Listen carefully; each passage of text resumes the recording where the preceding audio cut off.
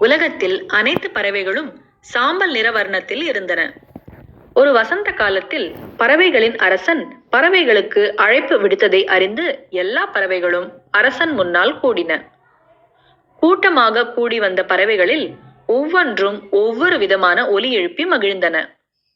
சில பறவைகள் சில மீட்டர் வரை பறந்தன. சில தத்தி தத்தி நடந்தன. சில நொண்டி செல்வது போல் நகர்ந்தன. அவைகள் மிகவும் மகிழ்ச்சியாக இருந்தன. அரச பறவை ஓர் இறக்கையை வானத்தை நோக்கி திருப்பியது. வானத்தில் ஒரு பெரிய வானவில் தோன்றின. உடனே எல்லா பறவைகளும் வானத்தில் உள்ள வண்ணங்களை பார்த்து ஆச்சரியப்பட்டன. ஊதா, கருநீலம், பச்சை, மஞ்சள், காவி, சிவப்பு என்று அவைகள் சொல்லி சொல்லி மகிழ்ந்தன. ஓர் அழகான பெரிய வானவிலை அவர்கள் அதுவரை பார்த்ததே இல்லை. உங்கள் ஒவ்வொருவருக்கும் நான் ஒரு நிறத்தை கொடுக்கப் போகிறேன். உங்களுக்கு எந்த நிறம் பிடிக்குமோ அதை நீங்கள் வானவிலில் இருந்து எடுத்துக்கொள்ளலாம் என்று கூறியது பறவைகளின் அரசன். அடுத்த வினாடி ஒவ்வொரு பறவைகளும் தனக்கு பிடித்தமான நிறத்தை பறித்து கொண்டன.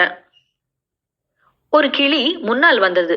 எனக்கு பச்சை வர்ணமே பிடிக்கும் என்று சொல்லி அது பச்சை நிறத்தை பெற்றுக்கொண்டது. அதை பச்சை கிளி என்று அழைத்தனர். ஒரு குருவி ஓடி வந்தது.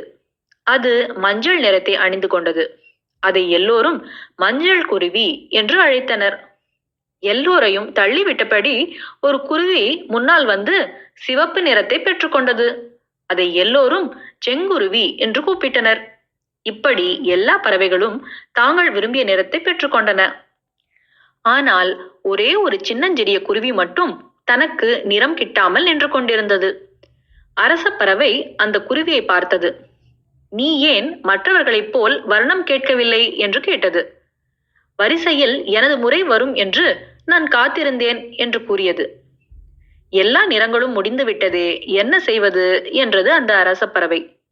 அதை கேட்டதும் அந்த சின்னஞ்சிறு பறவை அழுது கொண்டே, நான் எப்பொழுதும் இந்த சாம்பல் நிறத்தில் தான் இருக்க வேண்டுமா என்று கேட்டது. அரச பறவை சொன்னது, நீ மற்றவர்களுக்கு விட்டு கொடுத்து மிகவும் பொறுமையை கடைபிடித்திருக்கிறாய். இப்படிப்பட்ட நீ சாம்பல் வர்ணத்தில் இருத்தல் கூடாது என்று சொல்லி எல்லா பறவைகளையும் திருப்பி அழைத்தது. ஒவ்வொரு பறவையிடம் இருந்தும் அது கொஞ்சம் வர்ணத்தை எடுத்து அந்த சிறிய பறவைக்கு கொடுத்தது. அதனால் அந்த சின்னஞ்சிறிய பறவை இப்பொழுது மிகவும் அழகாய் காணப்பட்டது. அதை பார்த்து மகிழ்ந்த பறவையின் அரசன் அதற்கு பஞ்சவர்ண கிளி என பெயர் வைத்தான். நீதி: பொறுமையாக இருந்தால் நமக்கு கிடைப்பது கிடைக்கும். லைக் பண்ணுங்க, ஷேர் பண்ணுங்க, சப்ஸ்கிரைப் பண்ணுங்க.